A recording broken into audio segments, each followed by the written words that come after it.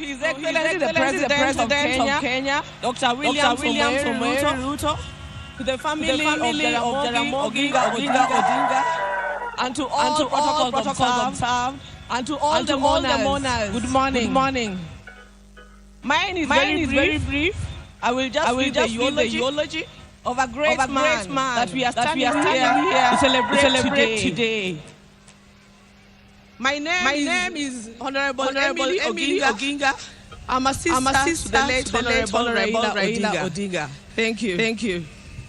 I'll start. Raila Amolo Odinga is truly a once-in-a-generation leader, a man whose ideals transcended politics and whose legacy will shape Kenya's destiny for generations to come. They are the timeless words of President William Ruto while announcing the passing on of the former premier on October 15, 2025. This is the man we mourn today. On October 15, 2025, the mortal journey of the Right Honorable Raila Amolo Odinga came to an end, but his spirit is immortalized in the story of a life that began on January 7, 1945.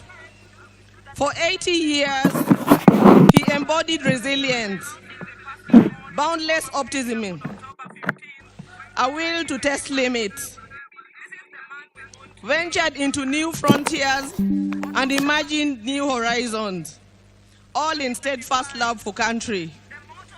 He was a leader who never wavered in his belief in the good of his people.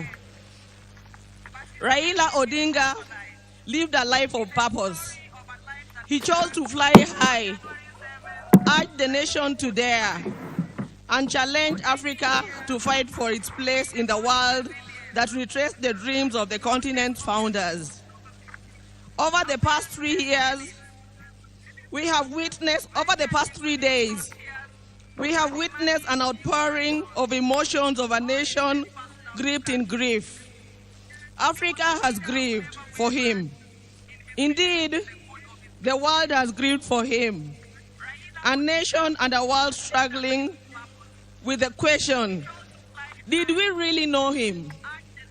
Is fighting to find hope in his enduring legacy. Raila Odinga may not have been there to fight the country's war for independence, but he bows out as an undisputed leader of the national rebirth of the Kenyan nation. He easily became the bridge between our generation and that of his father, the late Jaramogi Oginga Odinga, who fought for our country's independence from colonialism.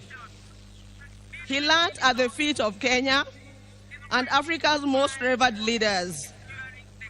He witnessed the liberation ideals and struggles of Pan-African heroes, including his father Jaramogi, Jomo Kenyatta, Julius Nyerere, Kwame Nkrumah, Gamal Abdel Nasser, and Kenneth Kaunda, among others.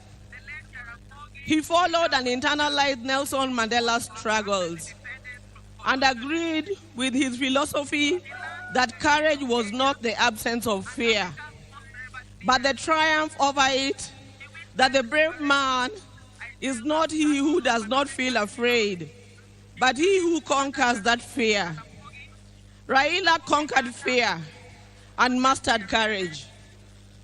Possibility of death in pursuit of an ideal was not a reason for Raila to retreat, for he also internalized William Shakespeare's words that cowards die many times before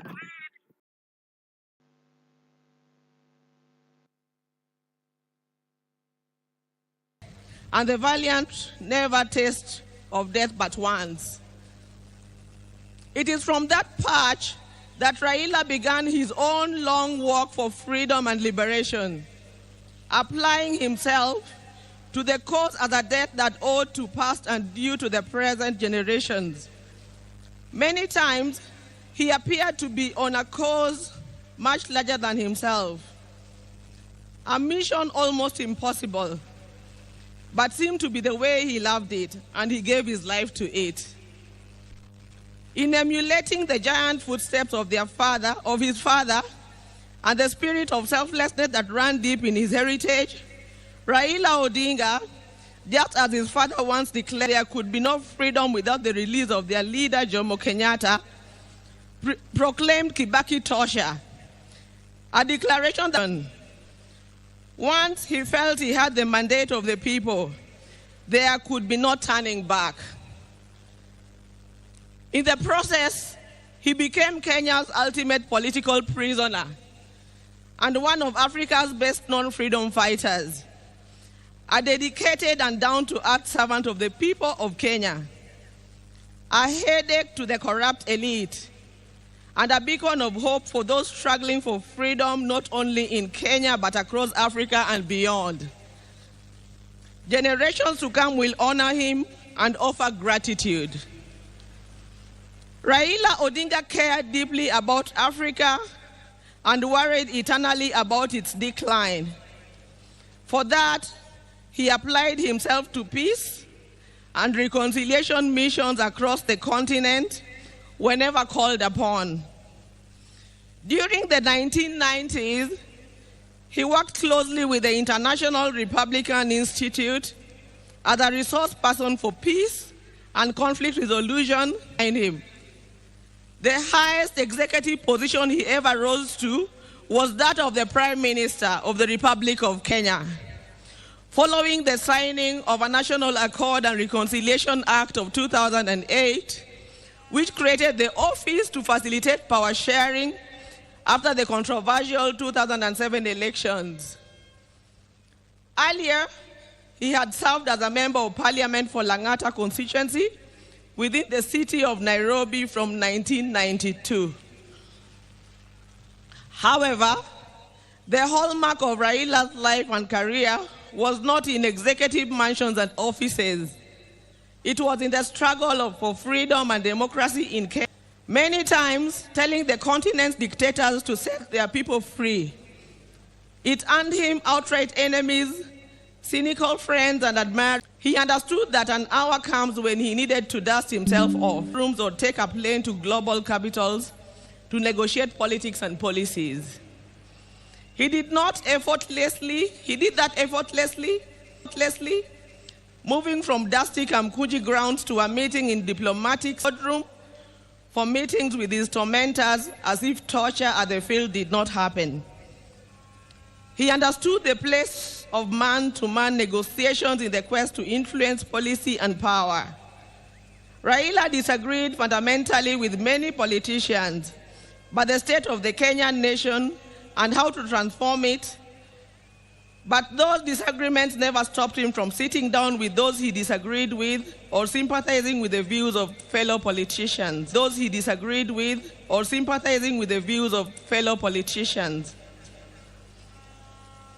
Raila believed in political parties as vehicles for advancing democracy and good governance. It is upon this belief that he was a founder member of the Forum for the Restoration of Democracy, that is FORD, which later changed to FORD Kenya in 1991, the National Democratic Party in 1996, the Liberal Democratic Party in 1997, and in 2005, his present political vehicle, the Orange Democratic Party of Kenya. In 2013, he led his party into a coalition with other parties to form the Coalition for Reforms and Democracy, that is CORD, on whose ticket he ran for president. He challenged the election results at the Supreme Court, which ruled in favor of his opponents. He accepted the verdict and took up the leadership of the opposition. He contested the 2017 presidential election on the ticket of the National Super Alliance, that is NASA, which election ended up being nullified by the Supreme Court. but he stayed out of the subsequent contest. Mr. Odinga was once again picked by his coalition, Azimio la Umoja One Kenya Coalition Party, for the presidency in 2022, whose results were confirmed against him by the Supreme Court. He accepted the verdict and has led the opposition coalition.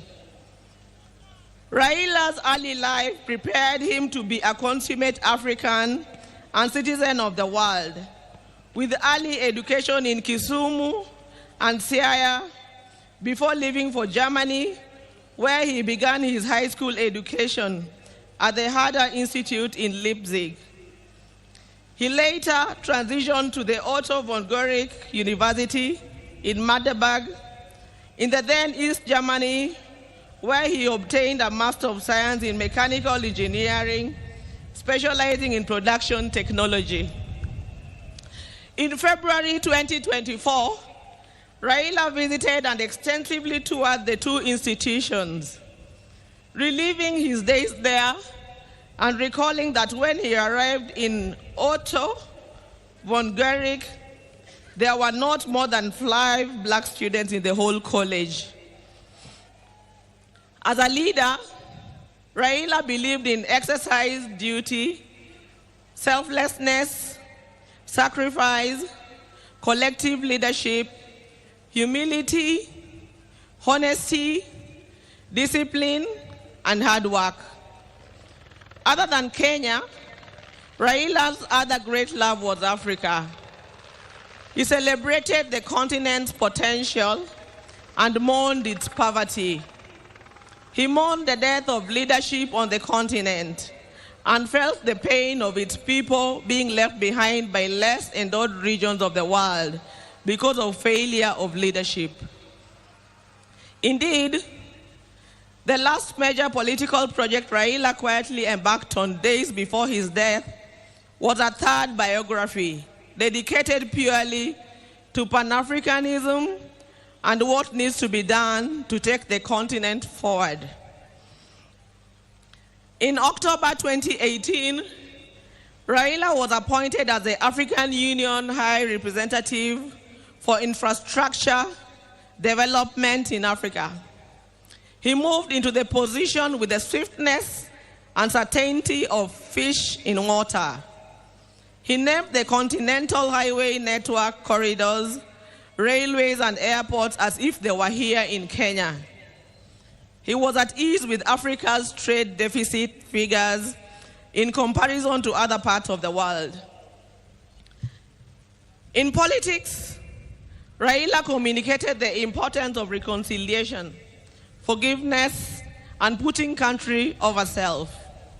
He forgave his jailers and worked with them to move the country forward. He emphasized that building a progressive country demanded that leaders rise above anger and the desire for revenge. He also believed strongly that the preservation of a nation requires the triumph of pragmatism over ideology. That when the nation is under extreme threat, leaders must embrace extreme compromise. He wanted power to be used to ensure progress, prosperity, and peace of any among nations, and not for any causes that to deal contrary outcomes. We will cherish Raila in the heart of our nation, and I believe in the heart of... Thank you. Long live Raila.